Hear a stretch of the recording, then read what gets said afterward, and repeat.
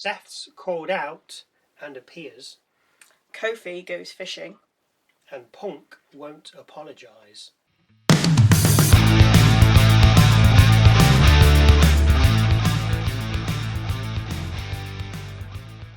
Hello, welcome to WrestleMSX, the best wrestling channel you've never heard of. I'm Michael. I'm Sally. And a serious-looking Adam Pearce kicks us off and asks Seth Rollins to join him in the ring. We get about 1 million masked men at ringside before the real one unmasks himself in the ring. Pearce says all the black masked stuff is unacceptable because he's not medically cleared, and that if the Division get hold of him, then it could be all over. The Division then head out, tell Seth there's a bullet with his name on, and then enter the ring. Seth dons his mask, the other masked men re-enter the ring, shuffle themselves up like a pack of cards, and then all exit the ring. LA Knight then heads out and takes it to the Division, with the Usos then also making their way out to back him up. This inevitably ends up with the Division taking an ass whooping. Michael Cole gives us a medical update on Paul Heyman, who suffered a cervical spinal contusion, facial lacerations, and a deviated septum, with no timetable of return. Which got me thinking, I wonder if he's just going to come back when Breaker's ready to come back. Oh, yeah, just come out with him. Because the Division are a bit decimated at the moment, and there's no point in Heyman coming out with Paul and Theory, because they can talk themselves, they're okay at it. Yeah. So I was thinking, I wonder if he'll just come back when Breaker healed, and maybe even Reed are back to be like, we're back for that more impact. Yeah, like that. Anyway. Backstage, Jackie Redmond catches up with the Usos as they're leaving and asks Jay if he's on the same side as Seth and LA against the Division. Jay replies saying he doesn't give a damn about any of them. She then asks for his comments on Punk's words towards Roman Reigns from last week. Jay has nothing to say, with Jimmy then jumping in saying they do have something to say, with the pair then heading back in. It takes them a long time to get there because they don't appear till the end. So there must be a long old war. It is. Up next, a women's Intercontinental Championship No.1 Contenders Gauntlet Match. Nice. Lyra Valkyria takes on IYO SKY first, with more 2K26 ratings flashing up before we start. Sky's on 93. She won't be back in the day, she'll be on 77. With Valkyria on 84. 62. It's a bit of a slow one, with the crowd only waking up after a bullet train from Sky. The Nightwing is then countered with a stomp, with Sky then landing an over the moonsault and covering for the 1, 2, 3. Out next is Raquel Rodriguez, 86, never, who gets a 2 off a corner corkscrew elbow and then generally dominates Sky during the ad break. A missile drop kick and bullet train sets Sky up for a moonsault, but Liv Morgan heads out to distract her. This brings out Stephanie Vaquer, with the 2 WrestleMania opponents then fighting back up the rampway. Meanwhile, Sky rolls up Rodriguez with an inside cradle and gets the 3. Orrod, not happy, then Tahana bombs Sky on the apron, with Ivy Nile heading out next. Nile, 76, 67, pushes Sky into the ring and covers straight away, eliminating her. Bayley, 89, 82, is up next. We get this for about 5 minutes, with a Bayley to belly and cover, then netting her the victory. Asuka, 91, 85, is out next with Kairi Sane. 2 counts are exchanged, with Asuka then kicking out of a Bayley to belly. Bayley ends up on the outside with Sane about to attack her, but Valkyria heads out and puts a stop to it. Back in the ring, Bayley hits the Rose Plant, covers Asuka and scores the victory, making her the No.1 Contender to AJ Styles, Lee, Intercontinental title, which will be contested next week on Raw. Come on, Bayley. I genuinely do want Bayley to win. Fair. Byron Saxton speaks with Natty during the break and asks what's next for her. Natty says Maxine doesn't belong, but is then blindsided by Dupree, with Backstagers then pulling them apart. Backstage, Danhausen tries to take El Grande Americano's mask off, with Grande then telling him to leave. Danhausen curses Grande, then leaves, with the Chadador then heading to the ring for his match. In the background, though, you can just make out Bravo and Ryo tailing him. So, up next, Penta, 84. Yeah, about right. Defending his Intercontinental title against El Grande Americano. But something's happened to our Grande Americano, as it's not the Chadador, it's the Kaisador, Ludwig. 85. 79 at best. Leading me to the conclusion that our Grande must have been attacked by Bravo and Rio before the match. Oh, excellent reductions. A crossbody nets Penta a 2, with a roll-up then getting Grande 2. The Mexican Destroyer gets countered into a Death Valley driver, but Grande can't counter the springboard Mexican Destroyer. Penta hits moments later. That's curtains for El Grande, as Penta then covers for the 1, 2, 3. We do later on learn that there will be El Grande versus El Grande next week on Raw, but I still feel this should be a mask versus mask at Mania. It has to be. Yeah. I've been saying it for months. We have a Stephanie Vaquer promo next in Spanish, with Vaquer saying she was forged in fire and that Liv is lazy and hides behind a trashy man and her friends. There was more, but my Spanish ain't that good. We then cut to the Judgment Day den with Liv saying at least she has friends, with Dom then bursting in. He asks if anyone's seen Finn, then says he needs to go to the ring to get something off his chest. Serious times in Judgment Day. We see Danhausen during the break throwing out t-shirts. Why did we need to see that? I don't know.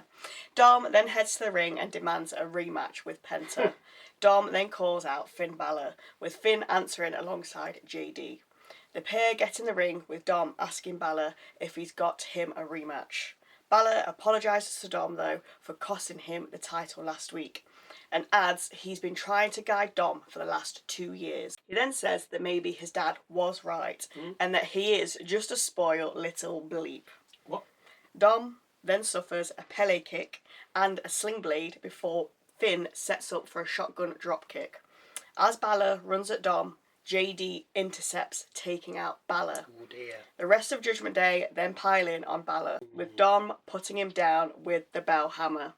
Dom then also hits a 619 and 2 frog splashes. Do you think Balor's out of Judgment Day? No, I think they're all peachy keen. Cool. Backstage, we see Adam Pearce giving Javon Evans the week off, well, I think he did, when Kofi Kingston appears. Kingston apologises to Evans and says he could be WWE Champion. He just needs the right team around him.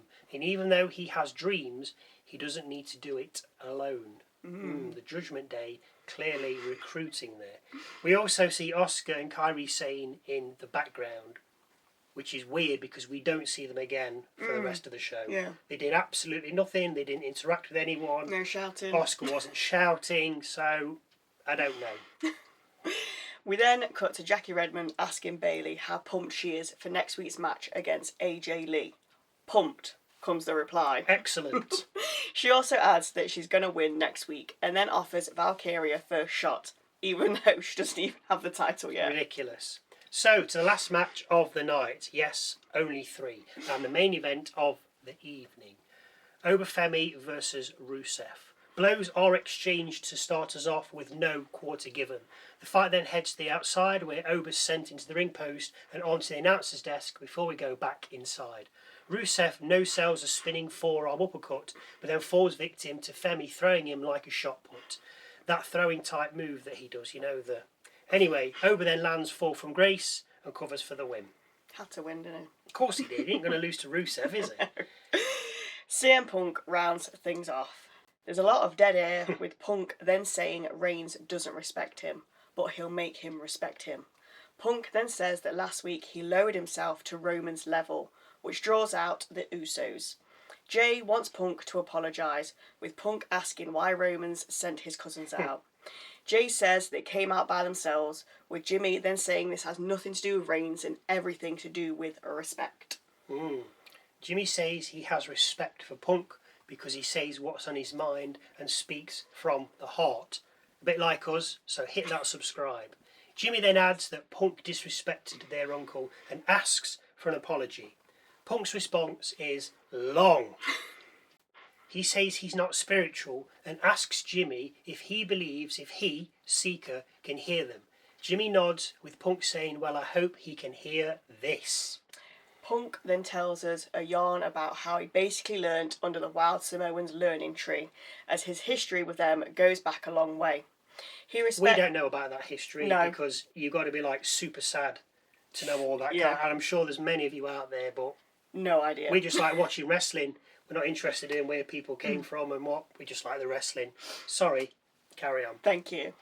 He respects everyone in the family and it's returned, apart from that one son of a gun.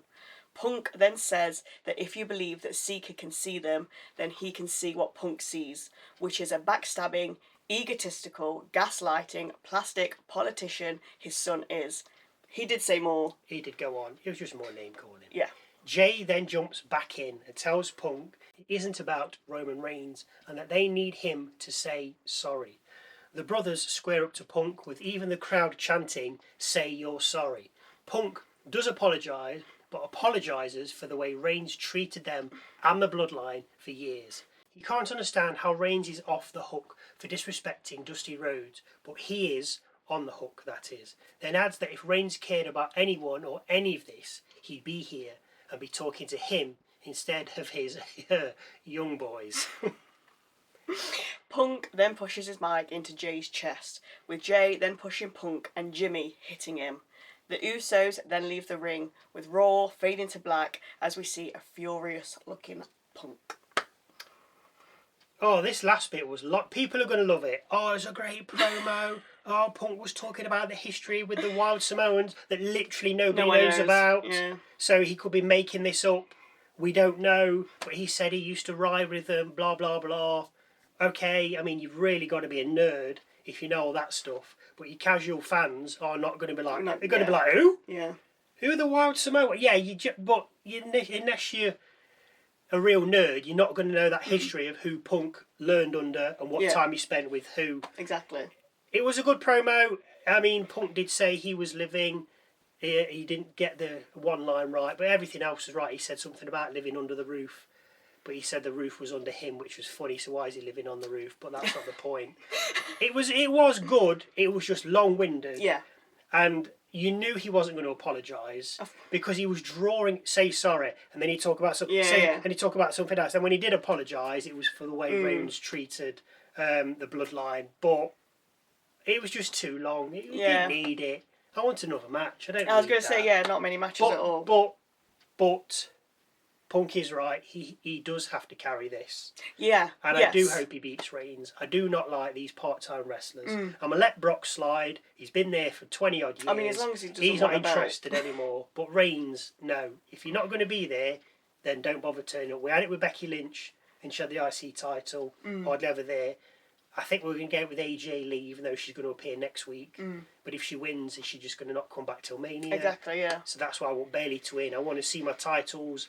I don't want them with someone who's disappearing. Fair. Anyway, now for Michael's moment of the night. This could be a match, a line, a look, a promo, something funny, interesting, quirky, different, something that catches my eye, not yours. Obviously, it has to wait until the end, because if I do it halfway through and it's something that happens at the end, it's kind of a spoiler. So, Michael's moment of the night is, well, not a lot happened really, to be fair. I did like the Seth switcheroo thing at the start. That was good, because you was like, oh, what's going to happen here? Oh, there he is. The Vision will come down, the masked men get back in, Seth puts his hood on, they all, and then they disappear. And obviously the Vision are like, oh, well, who are we going after? Yeah. But aside from that, meh. Yeah. Yeah. I did get a little bit bored, to be honest with you. Yeah, it just dragged. Now, if you wish to disagree or agree with any thoughts or views with us, then please feel free to leave them in that comment section just down below. Don't forget to go and check out our Musings video with thoughts and opinions on the last week of WWE, because a new one drops Tuesday?